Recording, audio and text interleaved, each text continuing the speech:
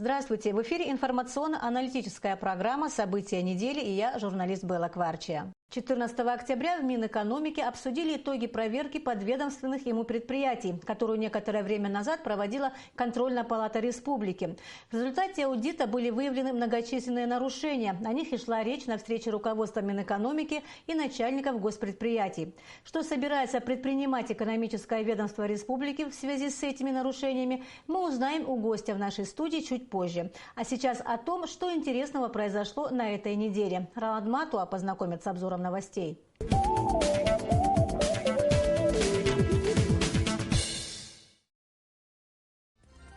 10 октября в Минобороны Абхазии прошли торжественные мероприятия, посвященные Дню Вооруженных сил Республики.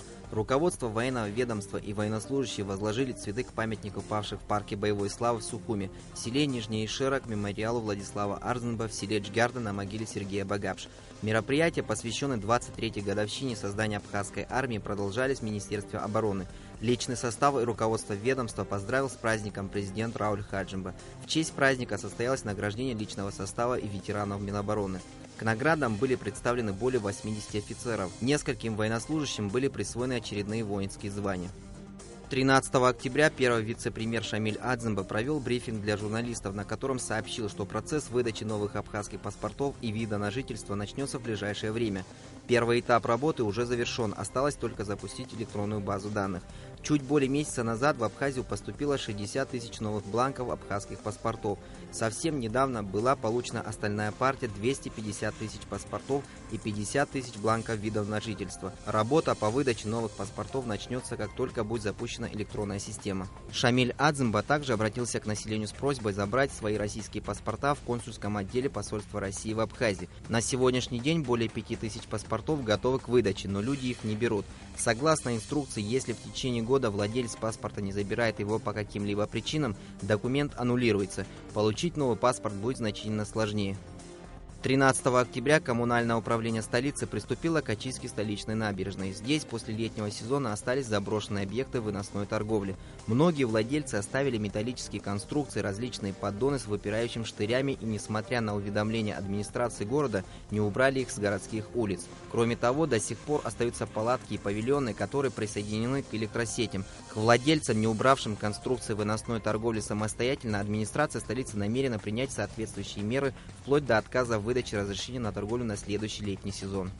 Проблему сохранения самшита и возможности борьбы с вредителем самшитовой огневкой обсуждали 14 октября на рабочем совещании в Кабинете министров. За время появления вредителя было проведено 2 этапа лечения самшита химическим препаратом в июле и сентябре.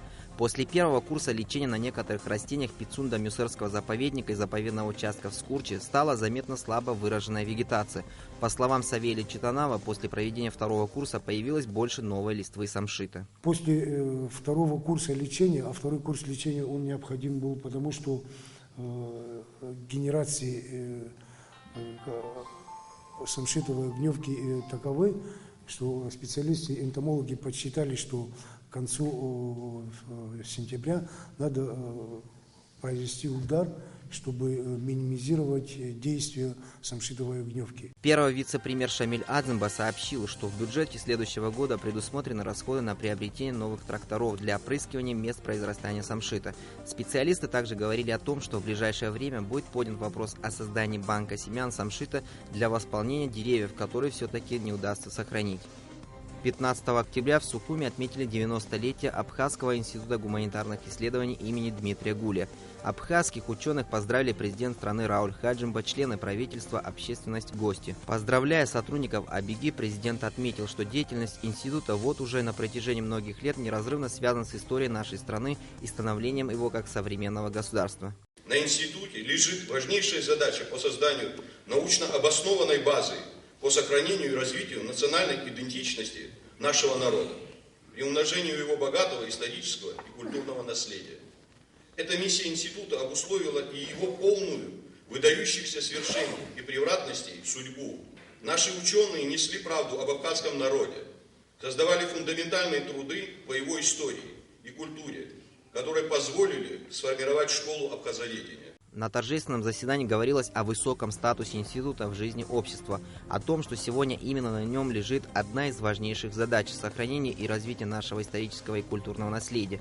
В Абхазию по случаю юбилея приехали гости из России и Адыгеи. Они поздравили коллектив с этим знаменательным днем. В честь юбилея научного учреждения ряд сотрудников Абхазского института гуманитарных исследований получили награды и научные звания. 15 октября завершился международный турнир по баскетболу среди ветеранов мужских команд, в котором принимали участие 6 команд из различных регионов России и Абхазии. Игры проходят под эгидой Государственного комитета по физической культуре и спорту, Федерации баскетбола Абхазии, а также Олимпийской академии Краснодарского края. Этот ежегодный турнир проводится уже 4-й раз в Сухуми, и каждый год наша сборная занимает призовые места. В этом году команда Сухум заняла 2-е место. По результатам игр первыми стали игроки из города Кисловодск, на 3-м месте команда из города Славянск, на Кубани Краснодарского края. В наступающем году международный турнир по баскетболу среди ветеранов планируется провести в городе Гудаута. 16 октября президент Абхазии Рауль Хаджимба провел встречу с представителями партий и общественных организаций, входящих в Координационный совет. Во встрече также приняли участие вице-президент Виталий Габня и руководитель администрации президента Астамур Тани. Ситуацию в республике президент охарактеризовал как стабильную и контролируемую. Он отметил, что за прошедший год многое удалось сделать, некоторые темы требуют дополнительных усилий. Многие острые вопросы сейчас открыто обсуждаются в обществе, и разность мнений – это здоровый процесс, просто не стоит создавать излишней напряженности, сказал Рауль Хаджимба. Мы делаем работу открыто и честно. Хотим, чтобы многие те вопросы, которые обсуждаются в обществе, были бы доступны для любого человека, были бы понятны. Есть вещи, где мы не дошли, есть моменты, где мы не успели поставить задачи так, чтобы ответы на них наше общество услышало бы, так как это действительно требует сегодняшняя ситуация. Я думаю, многие темы, которые звучат сегодня, они важны для нашего государства. В ходе встречи участники высказали различные предложения по реформированию Конституции и решению социально-экономических и политических проблем. Президент подчеркнул свою заинтересованность в развитии широкого диалога с различными общественными силами, в том числе оппозиционными, для достижения общих целей – построения сильного и благополучного государства. Он выразил надежду на то, что в ближайшее время будет сформирована постоянно действующая площадка для такого сотрудничества.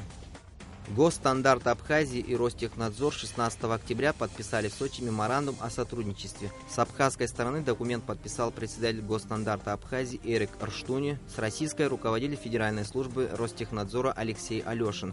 Стороны намерены обмениваться опытом в сфере промышленной безопасности и подготовки нормативно-правовых документов. Соглашение подразумевает разработку нормативно-правовой базы в области регулирования промышленной безопасности и обмен опытом в осуществлении лицензионной деятельности.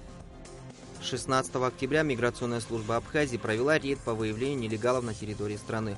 Ранним утром наряд сотрудников миграционной службы выехал на центральный рынок столицы, чтобы выяснить, какое количество гастарбайтеров живет и работает в Абхазии на законных основаниях, а кто нелегально пребывает в нашей стране. На сегодняшний день у миграционной службы страны нет возможности контролировать въезд мигрантов непосредственно на границе. Для того, чтобы составить хоть какую-то статистику, сотрудники миграционной службы вылавливают гастарбайтеров во время своих рейдов. После рейда проверили документы во дворе здания службы. Затем задержанные на центральном рынке представители Средней Азии были отпущены. Из всего количества, а это около 200 человек, документы практически у всех мигрантов были в порядке. Примерно 30 человек задержали в миграционной службе для выяснения законности их нахождения на территории страны.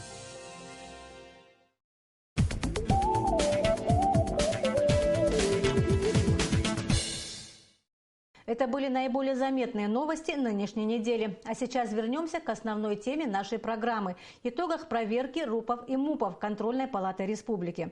В апреле этого года при Минэкономике было создано Управление лицензирования и координации деятельности государственных предприятий. Руководитель управления Гурам Курсантия сегодня у нас в гостях. Здравствуйте, Гурам Витальевич. Здравствуйте. Гурам Витальевич, перед нашей беседой я хочу, чтобы мы с вами посмотрели сюжет на тему, о которой мы будем говорить. Пожалуйста. Поднять эффективность использования госимущества. Так обозначил, открывая собрание, его цель министр экономики Адгур Ардзинба. Проведенные впервые за последние 20 лет комплексные проверки подведомственных РУП выявили серьезные нарушения, и ситуация взята под личный контроль президентом. 30 апреля текущего года было утверждено новое положение Министерства экономики, где подведомственное Министерству экономики 24 предприятия, компаний, учреждений. Значит, мы для того, чтобы, мы люди не новые, и эту ситуацию, которая сложилась с подведомственными предприятиями, знаем. Воссоздать реальную картину, сложившуюся на объектах госсобственности, помогла проведенная контрольной палатой в этом году проверка. Акт уже получен министерством. Как отметил министр Атгур Ардзинба, придется порой принимать жесткие решения, чтобы привести деятельность подведомственных предприятий в соответствие с законом. Светлана Руденова, Эльдар Демиров, Абхазское телевидение.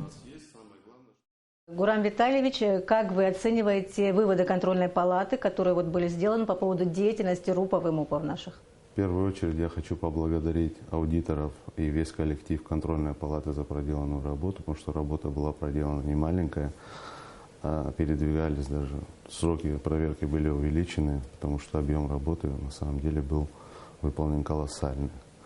И оцените выводы, которые были сделаны в результате проверки, они все, конечно же, объективные, в соответствии с законодательством, и имеют место быть те нарушения, которые там изложены. Была проделана большая работа, и тот материал, который был в результате этой работы нами получен, для нас будет являться своего рода дорожной картой для нашей деятельности. Но вместе с тем мы не понаслышке знали и знаем о том, что там происходит. И это стало хорошим подспорьем для того, чтобы наше управление в дальнейшем в рамках выявленных нарушений, в рамках наших функций, целей и задач осуществляло устранение этих выявленных нарушений. Наше управление, я как человек, который не понаслышке знает о тех вещах, которые изложены в отчете контрольной палаты, могу сказать, что выводы контрольной палаты объективные и соответствуют действительности тому, что на сегодняшний день происходит там. Каковы основные нарушения, которые выявила контрольная палата республики в деятельности государственных предприятий?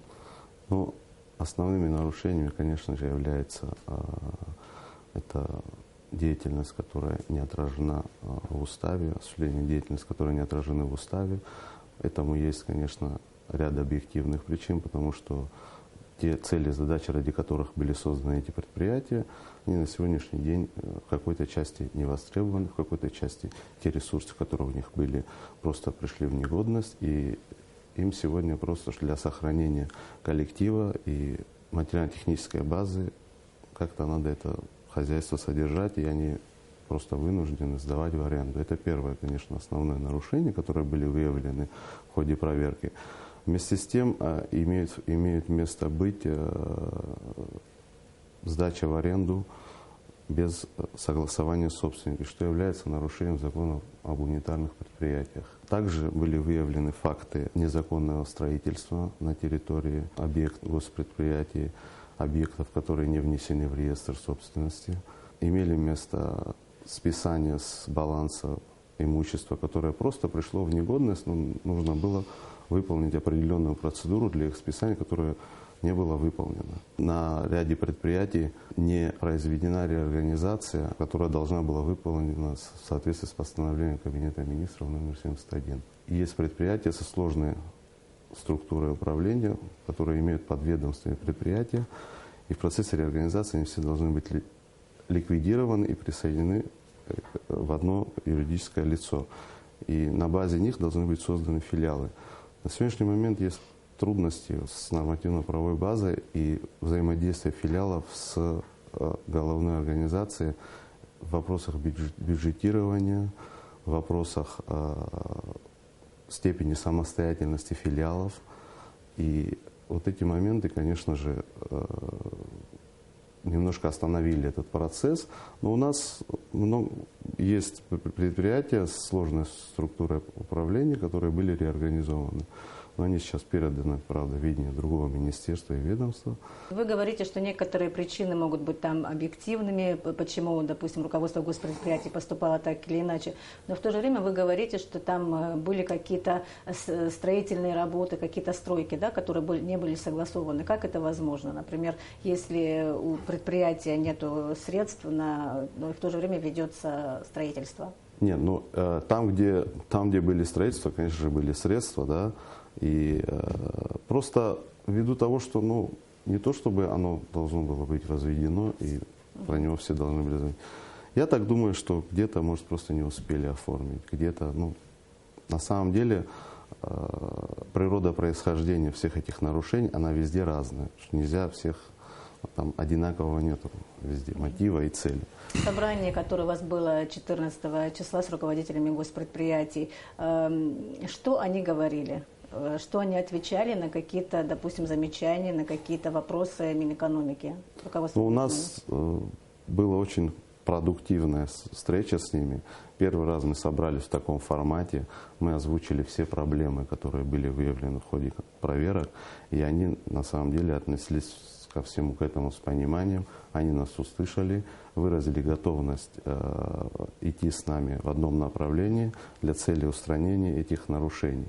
И самое главное для нас то, что мы сегодня должны двигаться в одном направлении с ними. Мы ни в коем случае не будем им оппонировать, потому что это структура, которая есть, это большое хозяйство, которое нужно привести в соответствие с действующим законодательством. До того, как контрольная палата проводила проверку, в Минэкономике не знали о ситуации на госпредприятиях? Нет, как мы не знали? Мы знали, просто у нас ресурсов не было, чтобы это самим все быстро выявить. В связи с проверкой контрольной палаты, в связи с теми фактами, которые она выявила, скажите, каковы задачи вашего управления? Задачей нашего управления на стадии его учреждения и в ходе выявленных нарушений, конечно, является проведение в соответствии с действующим законодательством нормативно-правовой базы, правоустанавливающих документов, разработки методических указаний для их деятельности, потому что законом отражена не вся сфера, которой они занимаются. Будут издаваться подзаконные акты, будут распоряжения о порядке отчисления части прибыли, о размере отчисления части прибыли государственных предприятий в бюджет.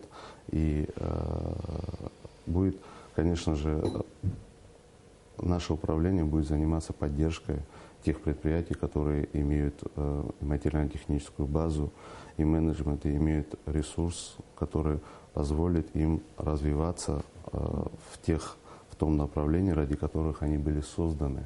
Потому что есть очень много предприятий, которые на самом деле могут принести пользу и работать успешно. Спасибо. Скажите, а возможно ли в принципе сделать деятельность госпредприятий эффективной? Обычно или только коммерческие какие-то компании могут приносить доход? Модель управления, которая на сегодняшний день у нас есть, я как специалист считаю, что она изжила себя. Этот путь пройден уже в Российской Федерации, и аналогичная ситуация у них происходила и есть на сегодняшний день. У них порядка 1500 унитарных предприятий, и они находятся на пути акционирования их с привлечением коллектива и руководства этих предприятий для того, чтобы им был тоже экономический эффект тому коллективу, который работает. И я так считаю, что необходимо, конечно же, их реорганизовать на первом этапе. Те, которые не организованы в унитарные предприятия, привести в соответствие с этим постановлением, реорганизовать. В дальнейшем, когда появятся инвестиционные проекты, мы готовы будем их реорганизовать в ту организационно-правовую форму, которая поможет им развиваться. Но у нас на сегодняшний момент нет государственных органов, которые могут за эмиссию акций регистрировать. То есть если мы их будем реорганизовывать в акционерное общество, то там может возникнуть ряд проблем, которые перед тем, как их реализовать, конечно, нам надо ко всему к этому подготовиться. И у меня, и в министерстве есть модель реализации вот этих вот Скажите задач. нам коротко, в чем она заключается. Ну, среди предприятий, которые есть в ведении Министерства экономики, а их у нас 24, да, ряд предприятий нужно развивать в том направлении, в котором они сейчас работают, дать им возможность работать на рынке, реорганизовать при необходимости в иную форму собственности. Если нужно будет акционировать, то можно будет их акционировать, потому что потенциал есть. Там, где есть материально-техническая база, но нужна поддержка государства в формировании какой-то нормативной базы, которая поможет им развиваться и работать, там мы будем разрабатывать эту нормативную базу, вносить свои инициативы в правительство, в парламент, чтобы эти предприятия и эта сфера в целом заработала. Есть предприятия, которые материально-техническая база есть, а сама отрасль и сфера изжила себя, мы можем их использовать для инвестиционных площадок в других проектах. У нас, как вы знаете, в Министерстве создано государственное учреждение, инвестиционное агентство. Одни из инвестиционных предложений могут стать эти площадки и материально-техническая база, которая у нас сегодня есть. Спасибо. Скажите, пожалуйста, контрольная палата нашла ли госпредприятия, которые работают все-таки эффективно? На всех предприятиях были выявлены нарушения, незначительные, где-то значительные. И работа контрольной палаты заключалась в том, чтобы выявить нарушения и оценить эффективность использования государственного имущества. В целом, конечно, ситуация, которая была изложена в акте, она не характеризует какое-то предприятие отдельно положительно или отрицательно. Вот. Просто нам были представлены нарушения. А что удивило в отчетах палаты? Были сюрпризы? Были. Сюрпризы и для руководителей тоже были, поэтому... То есть там есть факты, которые для самих руководителей стали неожиданностью. Поэтому тут такая ситуация, которая на самом деле объективно, если оценить, то там проблемы не только в руководстве, вообще общая ситуация, она просто, они где-то не осведомлены были, где-то, Спасибо, Гурам Витальевич, что вы пришли к нам на передачу и ответили на наши вопросы. Спасибо большое. До свидания. До свидания. Напоминаю, что в нашей студии был Гурам Курсантия, начальник управления лицензирования и координации деятельности государственных предприятий при Минэкономике Абхазии. Мы продолжаем свой выпуск. В субботу, 17 октября, президент Рауль Хаджимба принял руководителя Федеральной службы по экологическому, технологическому и атомному надзору Алексея Алешина и его заместителя Александра Трембицкого.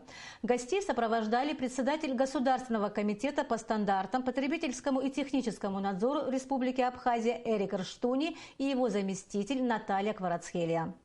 Приветствуя гостей, глава государства отметил, что знает о подписании этими двумя ведомствами меморандума о сотрудничестве в области регулирования промышленной безопасности. Отметил, что надеется на положительные результаты сотрудничества Ростехнадзора России и Госстандарта Абхазии. В свою очередь Алексей Алешин сказал, что согласно документу ведомства будут осуществлять взаимодействие по разработке нормативно-правовой базы в области регулирования промышленной безопасности. И рад вас видеть здесь, у нас в Абхазии. Отношения с Россией для нас очень важны, и все направления деятельности нашего государства тесно увязаны с теми структурами, которые содействуют процессу нашего становления, создают условия. И еще раз хочу заметить, для нас это важная составляющая в строительстве нашего государства. И поэтому все наши отношения будут поддержаны и народом, и властью. Когда коллеги обратились с просьбой оказать содействие в становлении аналогичной службы, мы, конечно, откликнулись, и вот они приезжали к нам, там переговорили, что им нужно. Специально приехали сюда посмотреть, чтобы еще и с вами встретиться. После того, как подписали все необходимые документы, мы долго говорили о всяких проблемах, которые существуют в службе. И я так понял, что основное это, скорее всего, все, что связано с энергетикой, с обеспечением бесперебойной работы. И вот мы с моим заместителем, который курирует у нас всю энергетику, договорились о том, что неформально, что называется, подойдем к оказанию содействия. Мы своих специалистов сюда готовы прислать. Они посмотрят все, что вообще состояние энергетики, здесь подскажут, что нужно делать. Ну и самое главное, надо научить ваших сотрудников, если, конечно, нужно их чему-то учить. Да. Учиться всегда. Как это нужно? Мы договорились о том, что мы будем проводить проверки свои на территории России, приглашать их, чтобы они в составе наших инспекций поработали. Также делегацию Ростехнадзора принял премьер-министр республики Артур Миквабия. Приветствуя гостей, глава правительства отметил, что подписанный в Сочи меморандум еще раз подтверждает, что между Абхазией и Россией контакты налажены практически во всех отраслях. Руководитель Ростехнадзора Алексей Алешин отметил, документ подтверждает взаимную заинтересованность в продолжении сотрудничества в области регулирования промышленной безопасности между Абхазией и Россией. Мы исходили из необходимости постоянного совершенствования методов работы при осуществлении надзора. Стремимся к более тесному взаимодействию в интересах повышения уровня промышленной безопасности, отметил он. Меморандум будет применяться в течение 5 лет с момента его подписания с возможностью его дальнейшего продления. В ходе встречи стороны обсудили перспективы российско-абхазского сотрудничества в области промышленной безопасности. Хочу вам сказать, что у нас налажены, и мы продолжаем развивать отношения не только с центром, но и региональными субъектами Российской Федерации. У нас получается, мы, конечно, понимаем те трудности, с которыми встречается сейчас Россия, мировой кризис, собственный, эти все ограничения, которые введены. Конечно, мы поддерживаем Российскую Федерацию. Это нас тоже касается. Вот эти все, что там происходит. С позиции службы, о чем мы договорились, что мы хотим сейчас сделать. Первое – это проанализировать законодательство, которое существует в Республике Абхазия, чтобы посмотреть, какие пробелы, если есть. Совершенно правильно, да. Второе, мы являемся органом, который осуществляет надзор за соблюдением технических регламентов Таможенного союза. Я так думаю, что если вот эти технические регламенты и здесь будут, то там поставка продукции в зону Таможенного союза, тогда оно тоже облегчится. Поэтому вот что касается этой части, мы договорились, мы открыты, мы и проанализируем, что у вас есть, покажем, что у нас есть, может быть, подскажем, как все это дело совместить. За безопасность на дорогах к работе ГАИ Республики подключилась активная, неравнодушная к данной проблеме молодежь. Общественно-патриотическое движение «Молодая Абхазия» осуществляет акцию на протяжении нескольких лет. Водителям раздают листовки с данными о количестве ДТП и, конечно же, лично предупреждают: будьте аккуратны на дорогах. Асида Малия расскажет о том, как прошла акция. Посмотрите, пожалуйста, на эту статистику, обратите свое внимание. Будьте осторожны на дорогах. Спасибо. Будьте осторожны на дорогах. Пожалуй, это призыв ко всем водителям от каждого из нас. Согласно статистике, жертвами ДТП за этот год стали 69 человек. Молодежное общественно-патриотическое движение «Молодая Абхазия» в проведении этой акции заручились поддержкой Комитета по молодежной политике и Министерства внутренних дел Республики. 7 часов 30 минут утра министром внутренних дел Республики Абхазия, генерал-майором милиции Зиявшевым Леонидом Юрьевичем была объявлена тревога, согласно которой весь личный состав МВД Абхазии прибыл по месту дислокации, то есть сотрудники Министерства МВД, а все остальные по горорайонам.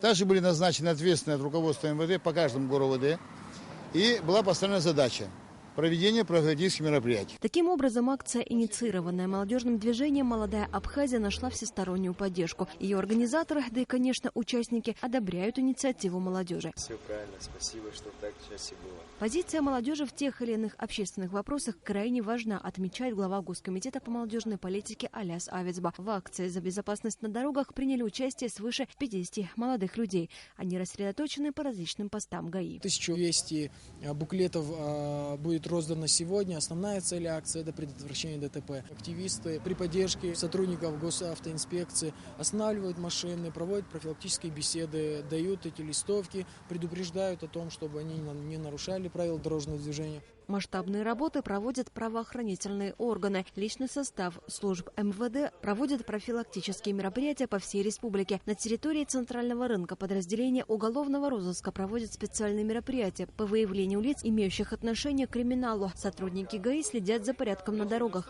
Асида Малия, Астамур Гожба, Абхазское телевидение. На сегодня это все. До встречи в эфире. Всего вам доброго.